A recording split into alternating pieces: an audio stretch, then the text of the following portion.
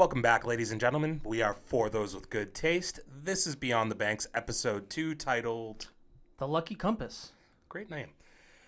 So we're going to get right into things just like the show. We start things off again with John B. doing his best introspective Morgan Freeman. John B's deep, man. Mm-hmm. He's over here singing poems to himself about his missing/dead dad. Yeah, he's kind of contemplating his dad's death and reflecting on the fact that now he has come across this compass and what it could lead him to. The family heirloom makes its way back. Mm-hmm. But before he can do anything, we've got to return the oxygen tanks. Yeah, man, he stole it from his boss. Yeah, bad idea. Not a good professional decision. But I'm going to be honest. If you steal from your boss and it leads to this, I might be okay with it. Yeah, so we find a sleeping Sarah Cameron on their nice yacht that's out in front of their house. Yeah, man. And when he asks her about it, he's like, what the hell are you doing here? She's like, it's our boat. Only place that's got air conditioning. And why does it have air conditioning and nowhere else does, Matt? Well, dude, it's because the power outage. Hurricane. Yes.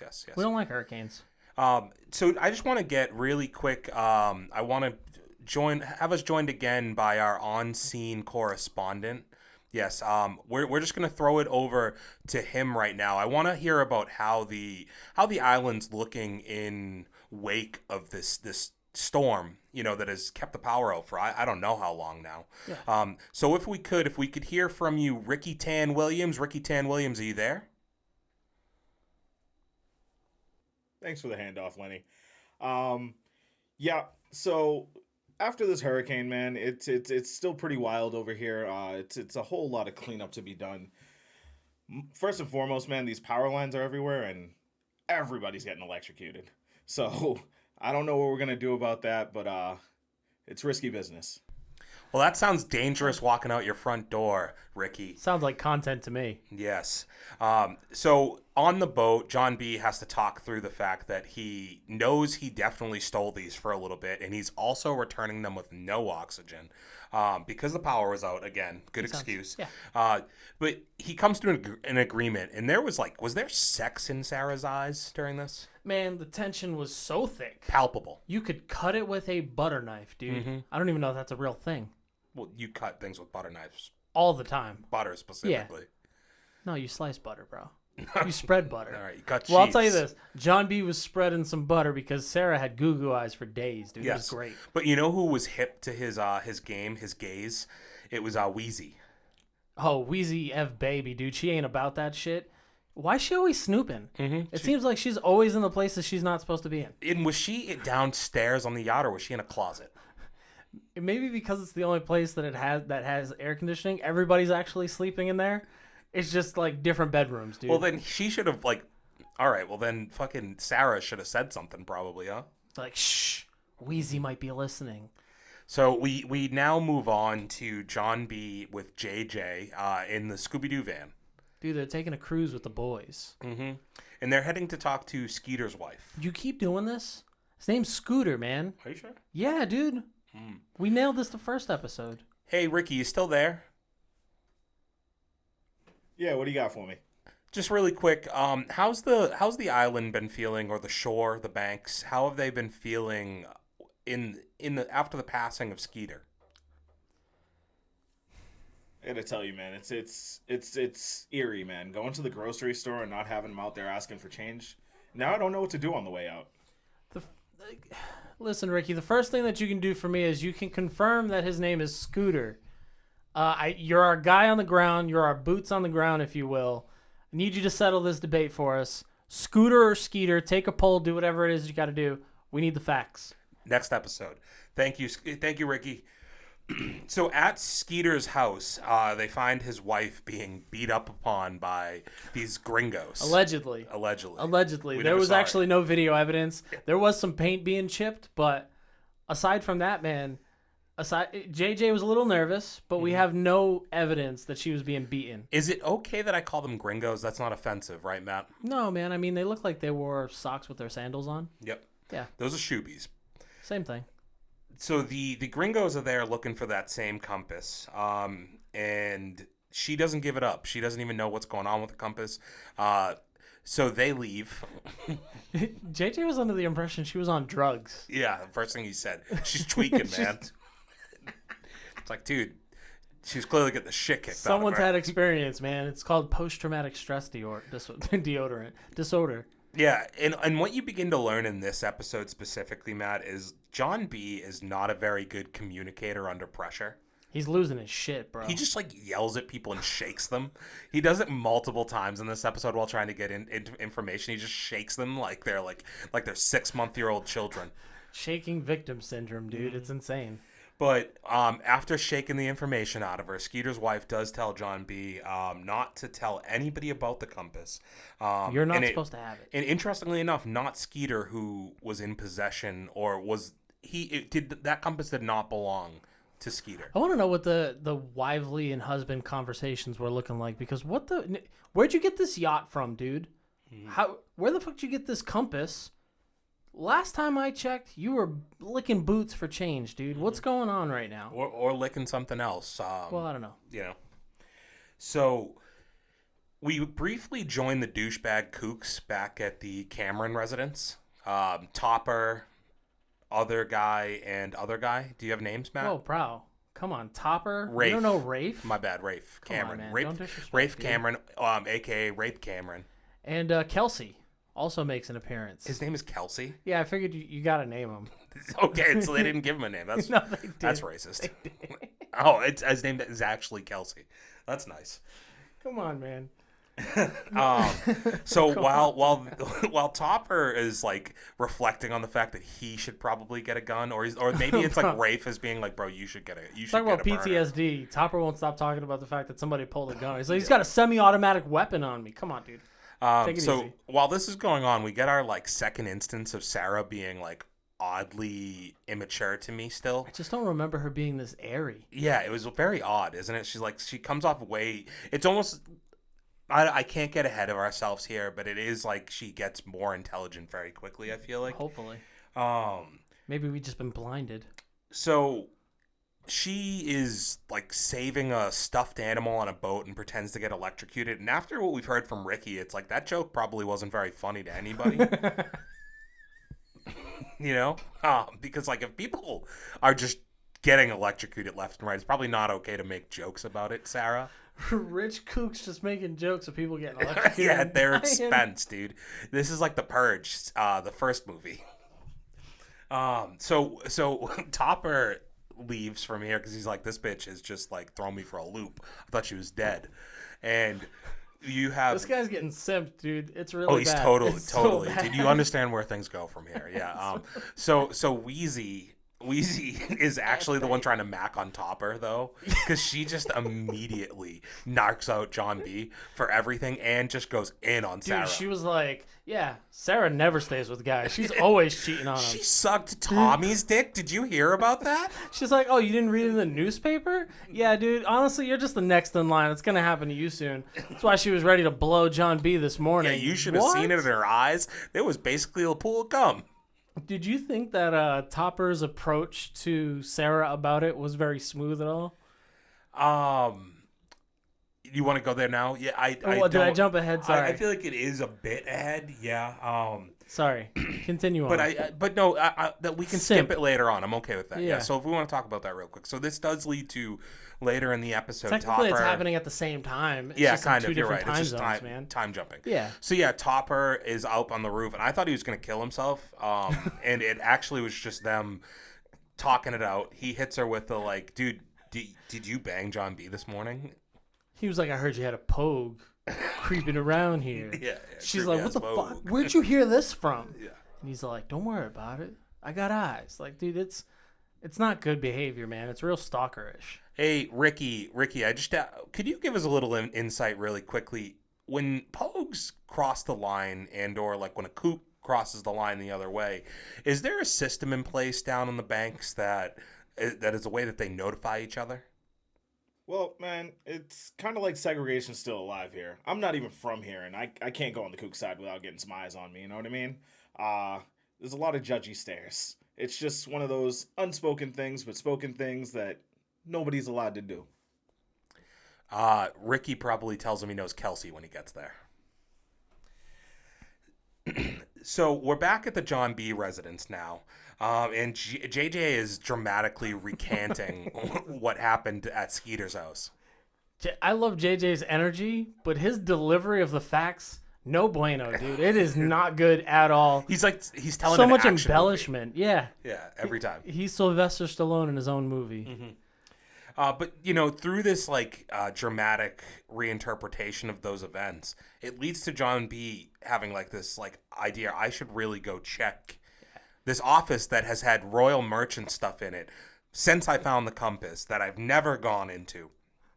Maybe I should check in there. The only one who's got a key to it, because not even my dad locked it. I locked it to keep it safe for him when it comes back. There's been a padlocked room with information that could be privy to everything I'm doing. I should finally look in there. No, man, that's analog stuff in the digital age. So while looking through the royal merchant clues, John B finds out, or kind of lays out the facts of the history of the compass, and essentially it's a death compass.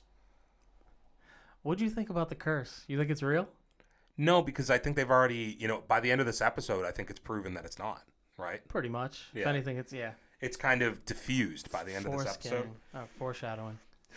The compass, though, has an engraving that was done by what is believed to be John B's dad, and it just says Redfield. Claire or Chris, not to be found. I like how Pope is like, how the hell would you know that's your dad's handwriting? Mm-hmm. And he's like, no, actually, legit. He makes his R's like this. It's real weird. Look. He's like, no, yeah, you're right. I got it. Yeah. I got it. You're 100% correct on that. Apologize for even asking. This show is totally about timing too, Matt. Everything's timing with the show. And in this episode, the timing has to do most of the time with the gringos or the cops. And the gringos pull up on John B's house. Aptly named. Mm-hmm. They're in the back room, all four of them. And for whatever reason, the windows are all painted shut. I don't really understand why one does that. Clearly, man, it's to keep that room secure.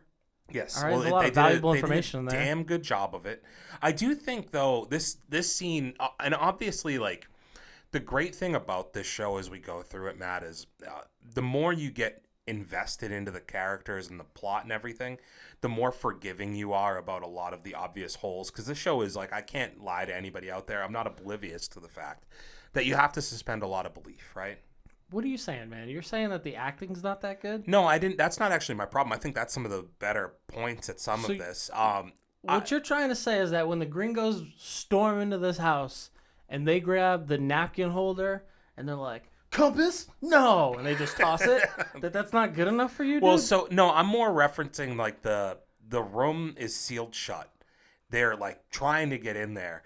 For whatever reason, this door, is the most locked door in the world because the gringo tries kicking it open a couple times. Can't get it to the point where he shoots it open.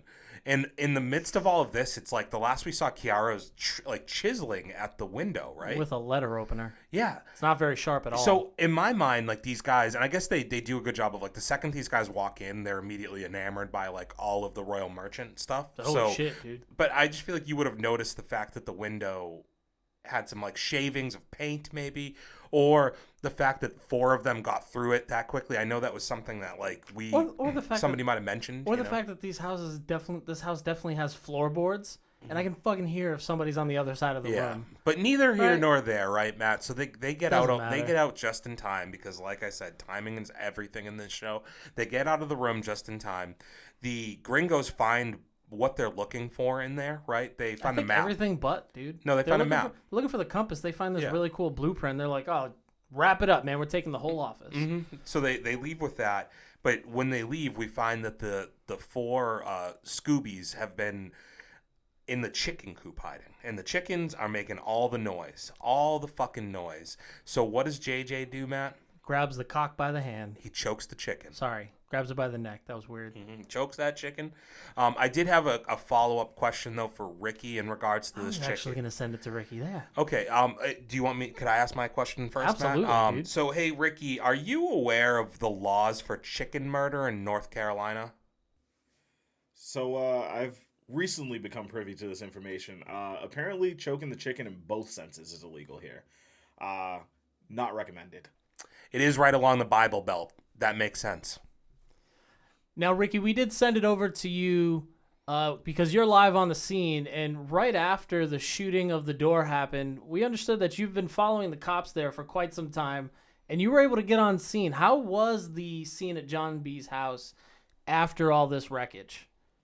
Dude, there was stuff flying everywhere. I don't really know how the cops didn't catch wind of this, but don't know where they ended up. Everybody was everywhere. Nobody saw anybody. Here I am, just in a bush, not really knowing what's going on, and it was a little freaky, man. So, as we mentioned earlier, we're flashing back and forth between two time periods here, right? So John B's house gets ransacked, but they escape just in time. While, like we mentioned, Topper and Sarah have a conversation on the roof. This leads to, I just didn't want to miss this point. Topper snitches on John B, which will have major ramifications later on in the episode. I mean, that kind of trends the entire show downwards, doesn't it? Mm-hmm. Yeah. So after leaving his house, John B and the three others, The Three Musketeers, drive on down to the lighthouse, the Redfield Lighthouse. In the the Redfield Lighthouse, there is we have this funny moment outside of the lighthouse itself where obviously JJ wants to be included in like everything, but when JJ's included, he's a total wild card. Insert like Charlie Day reference, you know.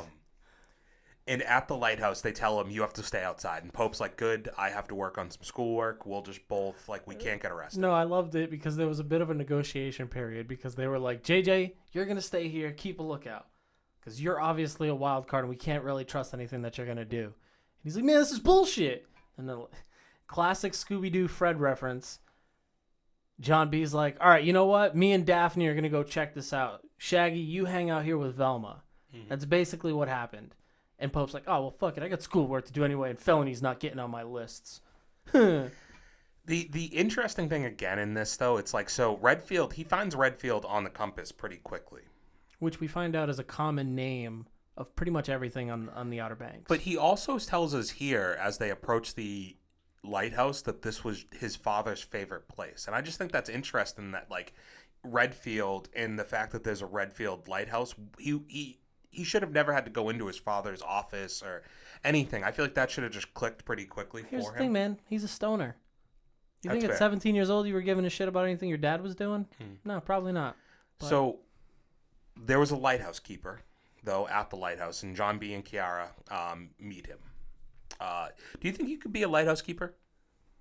I mean, the way that guy was doing it, I think I could do it.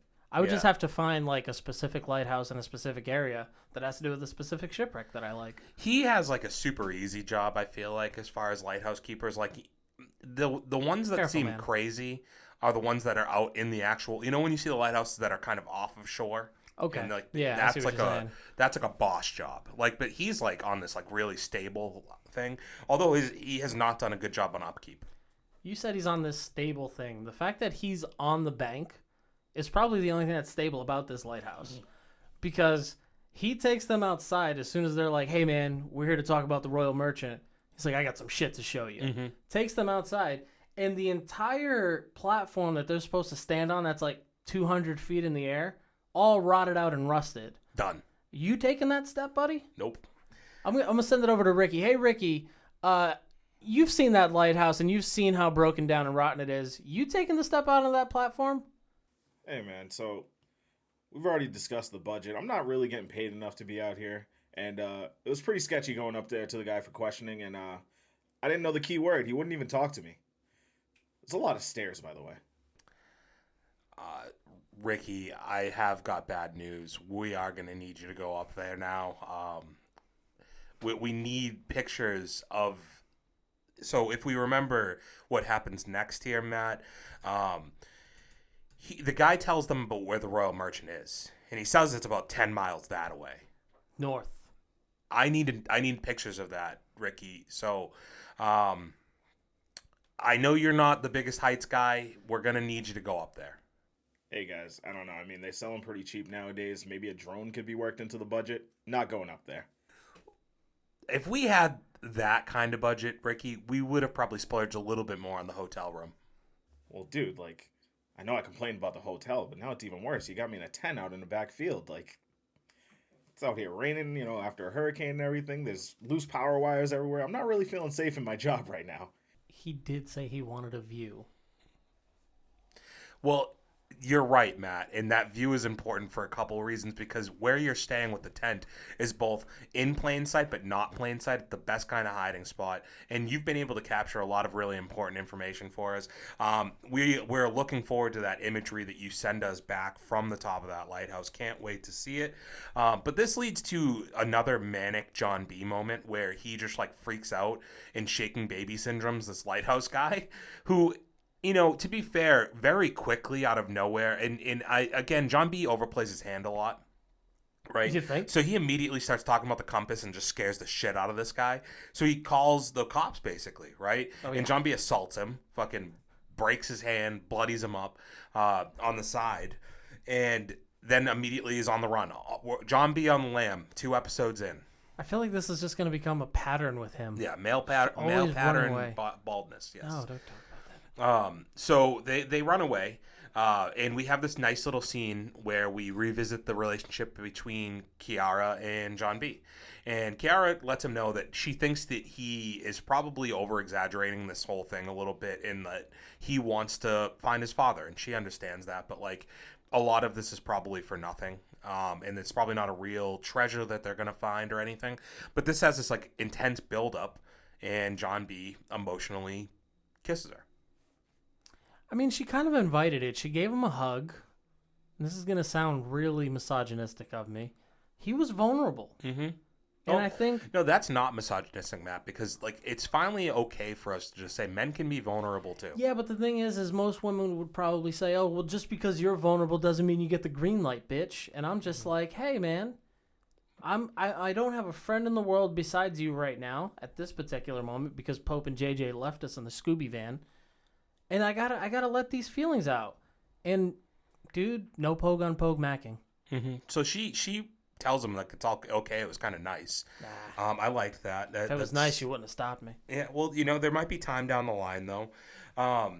So the cops arrive. They've found them. They've tracked them down, and there's a really, really nice part here where John B does like a slick ass transfer to Kiara with the compass without them ever knowing. Dude, that's how you know they kind of have a great relationship. They had a Bonnie and Clyde vibe. I was going to say on. 03 Bonnie and Clyde. Dude, Hove and B. Mm-hmm. So now we're at the police station, and the cool cop is there. I call her the cool cops because she's been trying to like help John B slowly get along. But I think we're also learning through this episode that she might be a little bit more involved. She's shady as hell, dude. Yeah, than we initially thought, Yeah. right? And she comes to him trying to make deals.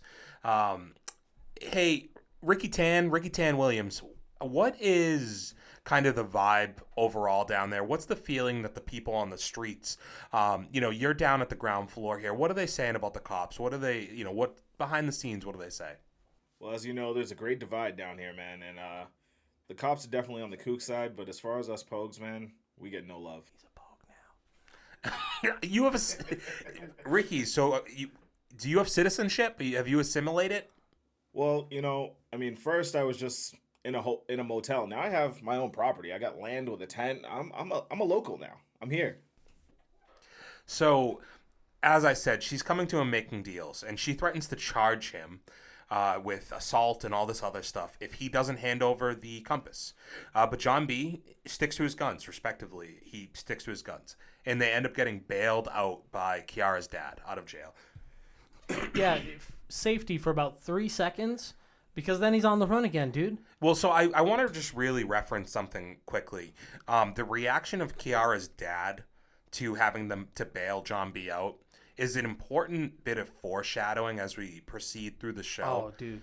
For do you have the quote for what he says do. to him? Yeah. So just in terms of setting the feeling that Kiara's parents, because remember they are kooks, not pogues. Yeah, but they're different because they became kooks by working out in the field of the pogues. They basically had to start their own shit. I was gonna Started from the bottom. Now we're here. Well, I was gonna they made the money off the backs of their workers, like off the backs of the poor. Yeah, we don't need to say that, but Yeah. there is a little bit of a contradiction here. Like you're kind of forgetting where you came from, because Kiara's dad says you hang out with trash, you get dirty. Mm-hmm. Great as line. they drive off. Drop bars, dude. Yeah. It's fire. So John B. But I jumped ahead. John B, as the bad news keeps a rolling, he goes and he's showering off after all of this, and He's got to run everywhere, dude. Yeah. JJ stole his van. and he meets up with Ward Cameron, his boss, and unfortunately, he has found out from Topper that the stuff had been stolen. So Ward's got to fire John B, right? Yep. For taking the tanks, and John B, as he's leaving, frustrated, upset, sad, fucking manic, whatever else is going on in his head. Right. He comes across Sarah, who's like, John B, like, not even gonna say fucking hi to me. Like, we were pretty cool this morning. She gave him fuck me eyes again. Again, So she was yes. like, "Hey, John B, Mm-hmm. no shit talking today, dude." And like most dickheadish thing in the world, he just hits the shit out of her hands. He's like, "Some people need money to eat." Ironically, slap that food out of your hand, bitch. and just walks away from deep, her. dude. And then just starts running, and I can't tell how long we're supposed to think he runs because, like, first of all, it doesn't seem very long. No, but at the same time, seems like he was out of breath significantly, but he had no sweat at all. So when he started running, he only had 2 buttons buttoned all the way Okay. at the bottom. By the end of the run, no buttons buttoned. Oh, okay, so he had to have gone He far. was exhausted. But dude. He had but his been running skin for was hours. dry as hell. No, when you're that good looking, you don't, You don't sweat, sweat, bro. yeah, No, you wouldn't sweat. You're good. You towel off before you do anything. I mean, But only yeah, right. he comes to a stop, and all of a sudden the gringos pull up on him, and this leads to another John B. chase.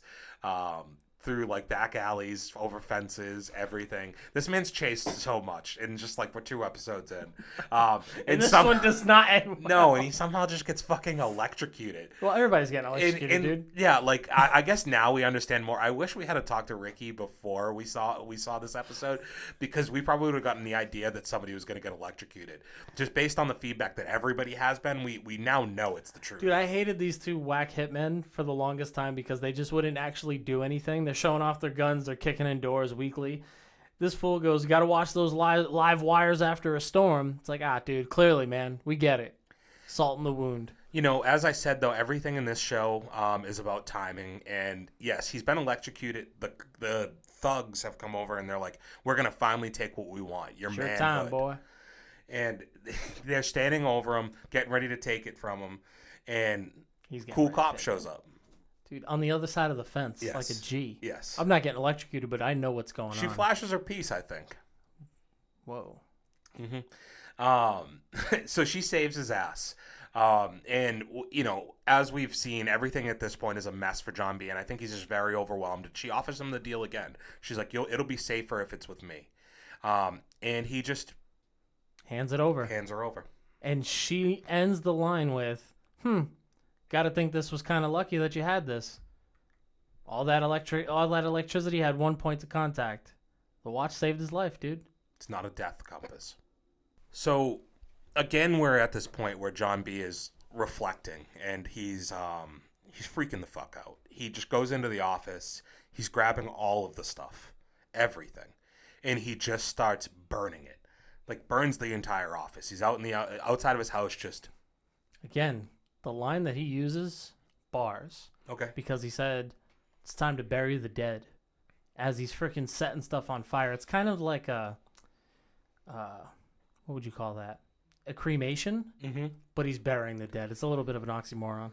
So, he's burying the dead, but as the fire's burning, he looks in there and he sees one thing. And again, Matt, it's one of those instances where, just like the lighthouse being his dad's favorite place in the Redfield like correlation, he realizes that his grandmother's maiden name is Redfield, and this leads them to a crypt. Convenient. Yeah, but don't you think it's also just convenient? He didn't like, again, he reads Redfield, and maybe we don't all They know. keep Like, saying that it's the most common name, though. I feel like they're doing that Yeah. intentionally just to kind of create that little bit of a wedge between us and the truth. But and I was gonna give him credit Who really knows? quick. Do you know your grandmother's maiden name? my grandmother? Yeah. Yeah. My great-grandmother? No. Okay, because I don't think I know my grandmother's maiden name. Yeah, like my off the top of grandmother head. definitely do. My great, but I think it was like his great-great-grandmother. Now I'm trying to think because I definitely should know it, and I feel like either way, I we're feel like fine. grandmother you should. We're not going to get Great-grandmother, hung you're up good. on this because I do know it and I I'm gonna just hold can't pull it right I'm gonna now. hold it against you. Either way, he decides to keep up with the hunt because now he has this new clue to go on. The crypt of his, was it grandmother or great I grandmother? think it had to be great grandmother. Okay. So he She was gets born the like 1825, dude. There's no way. he goes and regathers the group, and the last person that he has to get is Kiara, who says no to Pope. She's just like, we've already gotten in trouble. I had to bail you out. My parents are pissed. We hooked up. No poke on poke macking, like all of that shit, right?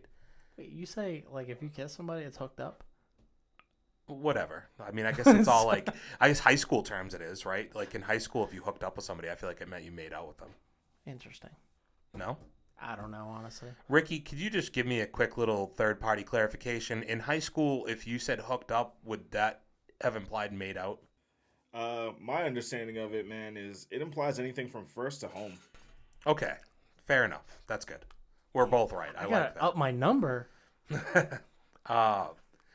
So he at the crypt, Key realizes that she will fit through the hole that snakes have just been flying out of left and right. JJ just barking at the snake. He's like, come on, man. Copperheads are afraid of dogs. Everybody knows that. Yeah, like, would you have gone in there?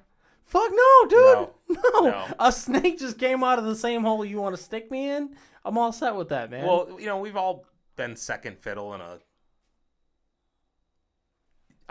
So we end the episode with Kiara, like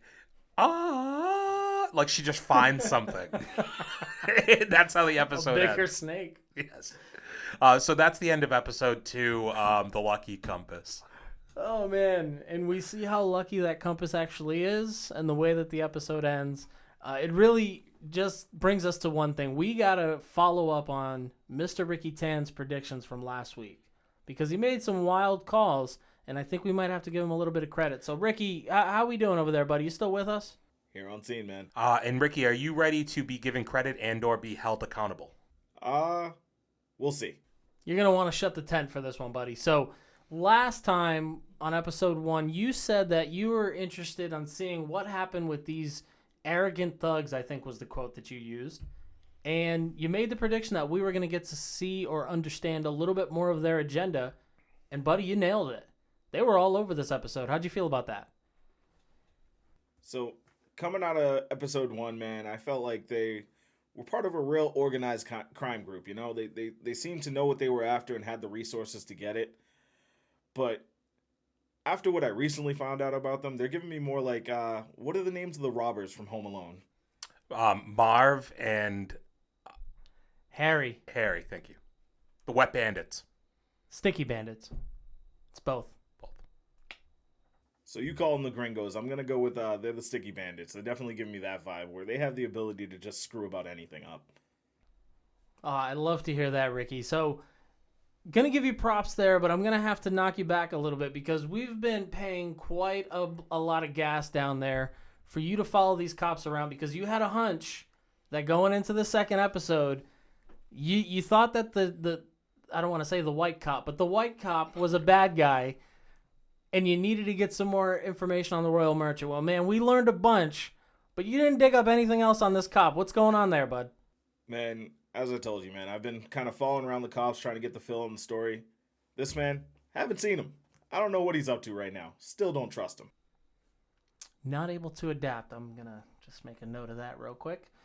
All right, well, the last prediction, which I think was really just based on a lot of malice, is you said that JJ was going to do some more shady shit. And you couldn't have been more right, buddy. He stole his friend's van and left both of them at the scene of the crime with no remorse, and he told some flabbergasted stories. What'd you think about that? I'm going to tell you right now, man. I still, I'm erring on the side of caution with JJ, but in that circumstance, they should have got to the van faster. I'm kind of on his side there. Wow, what a twist of events there. Yeah, we've turned a new leaf. A little bit. All right, well, Ricky, we're going to put you on the spot again here. Finishing up episode 2, how are you feeling going into episode 3? What do you think's going to happen next? So right now, my focus, I got so many questions about the other sheriff, Sheriff Peterkin. She seems to know a little too much, and she's always in the right place at the right time with all the right information, and I want to know a little bit more about that. I think she has a lot more involvement, as you guys brought up, than meets the eye. Yeah, she's clearly got a drone. All right, Ricky. Well, anything else before we wrap it up with you on site? Man, I got to get the tent ready. It's getting dark out here, so I think we're about ready to wrap it up. Actually, Ricky, I did have one more question, one more prediction I'd like you to make. You know, you've had some observations that you've made about the relationships of our main four here. Could you give us one more observation as we're one episode further in here about what you think about the group, where you think things are going between them? So I mean, JJ's definitely still showing signs of jealousy on the sparks that are flying between Kiara and John B. I know she's saying no pogue on pogue macking. You know, you try to hold to the bro code, but eventually that's gonna fall apart. For sure, for sure. Well, thank you for joining us again here, Ricky Tan Williams. It's been great having you. Your insight is second to none. We will see you again next week, I believe, right? And until then, good to see you, Ricky. Have a good one. Enjoy that night in the tent. Matt, how about you? Like some final thoughts on the episode here on episode 2, and kick us off with some things going forward.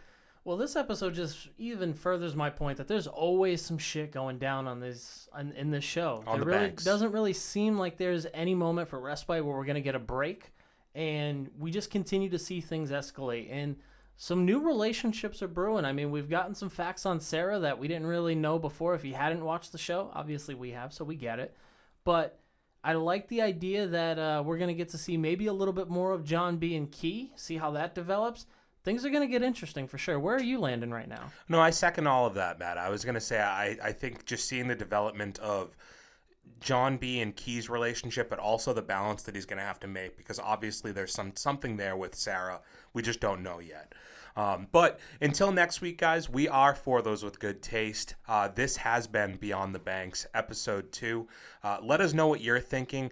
Are you watching the show still with us? What are some predictions that you have going forward? What do you like right now? What have you not liked? All of the above. And Matt, I love you, buddy. It's been fun. You, buddy. See Love you that we next get time. to do this. Keep having fun with us, guys. Take it easy. Peace.